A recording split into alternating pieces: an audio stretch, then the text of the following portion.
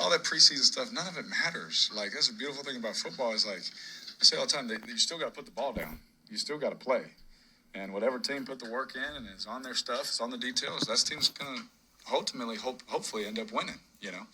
And that's why I don't blame them for thinking that we wouldn't be. I mean, we haven't done what we've wanted to do for the last couple of years. You know, we haven't been to playoffs since 2016. You know, I don't blame that thought process, but at the same time, like, just as a competitor, you're just like I don't care about any of that. Just put the ball down and let's see if we can turn these into wins. Now, we've started 2-0 before, but we got to keep going. You know, we can't let this thing go downhill. So, keeping the mindset, staying in the process, staying in the channel, those are all the things that matter. Yeah, I don't know if we've formally announced this or not, but Derek Carr is the official quarterback, a brother from another. I'm sure he realizes that. I know you agree with me on that. Still, you know, we got an official quarterback and an official wide receiver. We got an official wide receiver. So we'll get to that later. Who? Jamar Chase? No, he's our WR2. He's our WR2 because our WR1 needs to have better hands. And so our WR1 is dope. Okay, so we'll talk about him later. He's in my feed. You might want to check. You might want to check my feed. Anyway, go ahead. So things that we weren't certain we'd be saying in week 2. The Chiefs are not in first place. First place in the AFC West is currently occupied by the Broncos and the Raiders. Now, I do remember, it's so funny. I remember this because we had one of our technical difficulties. Now, I remember asking Sims the question, and then we had like a 15-minute gap when we were trying to get Sims back. And I was like, you know, hey, let me ask that all over again, because I was the day that the Broncos announced that Bridgewater was the starter. I was like, hey, this team on paper, I know you hate that, but this team on paper, they could be a sneaky good team. They could be decent. Yeah. They got talent at a lot of positions. It was obviously a quarterback competition, and Bridgewater is not the long-term answer, presumably, but the Broncos could sneak up on some people, right? And here they are, 2-0, on the road, no less. Now, I realized it was the Giants, who don't look great.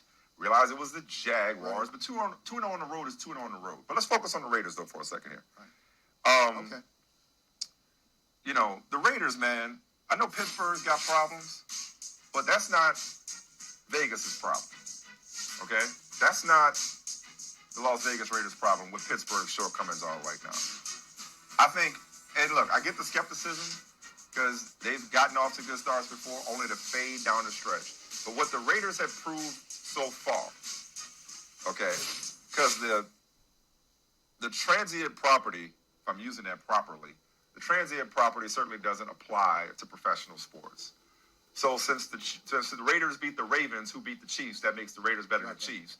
Or since the Raiders beat the Steelers, who beat the Bills, that makes the Raiders better than the Bills. No, it doesn't work that way. However, I think what we know, given that they've beaten Baltimore and on a short week and shorthanded, went to Pittsburgh and beat the Steelers, I think it's I will even if I have to eat these words, fine. The Raiders are for real. I have no problem declaring the Raiders for real after 2 weeks. I know there's 15 weeks for them to become the Raiders and start to beat themselves. But in the meantime, they've showed that they could beat anybody. They could hang with and beat anybody. And yesterday in particular, beat somebody one-dimensionally. They didn't even have a running game yesterday against Pittsburgh. Pittsburgh will take away a running game anyway, but yesterday, they were down Josh Jacobs, and Derek Carr put the game on his shoulders, and he is in, again, very early, through 2 weeks, because that's all we got so far. Hell yeah, he's in the MVP conversation. This is back to 2016, okay? And so, last thing I'll say is, again, Derek Carr is like, he's not getting too ahead of himself. I'll get ahead of myself and say, how fitting and how poetic would it be if Tom Brady went back to the Super Bowl to play against his MF, Derek Carr. Right. That would be phenomenal. Right. Yeah. But there's a long way to go. But in the meantime, the Raiders ought to be taken seriously. They're legit because that guy's legit. couple of things here. On that highlight that we just showed, that deep pass to Henry Ruggs, the third. You see what happened with Derek Carr. There are a lot of things to like about Carr, and people don't give him his props as they should. Dare I say it? Yes, this phrase is overused, but in this case, it's appropriate. He is underrated. He is often looked over. But one of the things I like about that clip is you see that the defender was coming for. He knew he was going to get hit, and he stood in there. Mm-hmm. He didn't rush the throw. He stood in there knowing he was going to take a pop. The criticism of him. And he threw a good ball to Ruggs, and Ruggs scored on that one. That's one. Here's the other thing about the Raiders. Real quick before you get to the other thing. Allow me to interrupt just to give props. I want to draw attention to it. I don't look at your feed, but I'm looking at non-believers. You can check the step. Is he check the stats? He said something else. I wrote with Shaheed in the Brothers Abstract. Abstract. Yeah. Brothers of the time when questions in the jam. I never let a statue tell me the height I am. Coming with more hits than the Braves and the Yankees. Yeah. So when you said non-believers, you can check the stats. I was like, I know what he did there. So I just wanted to point that out. I appreciate it. Listen, we do these feed items for us. We get off on this. Yeah, we get off on it. Ain't nobody even looking at that. We get off on it. It's the writers in us. Hey, you know? Like, if two or more come together in my name. Listen, all I need is one. We got to stand in agreement. Right. One person got to get that reference. Give me one. That's it. So what was your second thing? Give me one.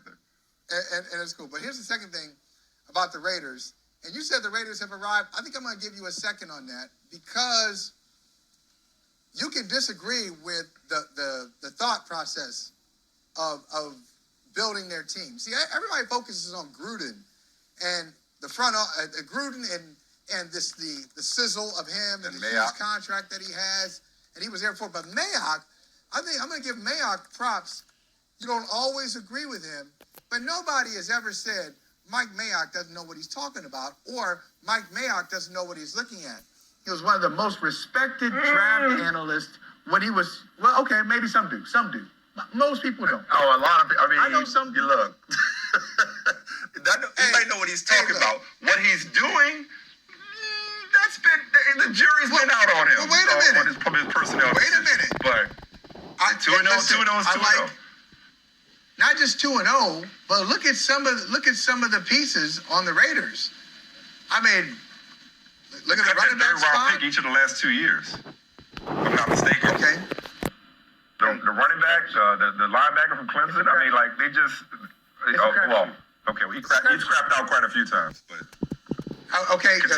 Didn't we just show Henry Ruggs running down the field? So that was a surprising high draft pick.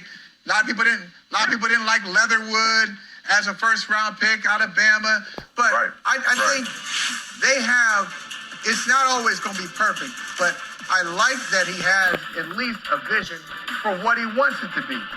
And that will take you a long way, even when some of those draft picks don't work out. Look at the top organizations, top 5 team builders, for lack of a better phrase, and you put the Ravens in there, and 4 other teams, whoever you think is the best, even those teams have had some misses where you say, okay, what were you thinking there? Point is, it's not an exact science. But I like what he is trying to do. He and John Gruden are trying to do with this team, trying to bring in a certain kind of profile to the Raiders, a blend of the old school Raiders, which is did you go to Clemson or Alabama? Ken Stabler to Cliff Branch yesterday. Carr to Ruggs, Stabler to Branch. Well, yeah. I mean, look, there's some teams that say that's a good predictor of what they'll do in the NFL. If they played on the biggest stages and the biggest games, you don't have to worry of what they're going to do when they're in front of 70,000, 75,000 people. I like what they're doing. I'm not sure they're a championship team right now, but I am sure that they're a nice little, watch this, 10-7, 11-6 kind of team. I like doing the 17-game thing. 10-6, 10-7, 11-6. Hey, thanks for watching.